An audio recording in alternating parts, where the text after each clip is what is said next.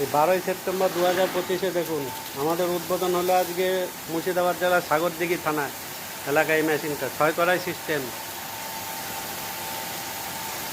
সাদা চাল, লাল চাল, পাবলিকের চাল, রেশনের চাল, সব চালের মুড়ি হয় এই মেশিনে। দেখুন এই মেশিন মুড়ি ভাজা হচ্ছে একদম। কত মুড়ি লাট হয়ে গেছে দেখুন আজকে 12ই সেপ্টেম্বর 2025-এ মুর্শিদাবাদ জেলার সাগরদিঘি এই মুড়ি মেশিনটা বসলো আমাদের, একদম অটোমেটিক সিস্টেম।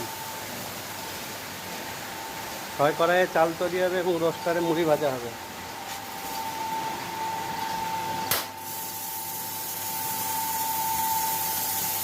এতে আপনি খই ভাজতে পারবেন, বাদাম, ছোলা সব কিছু ভাজতে পারবেন এই সিস্টেমে।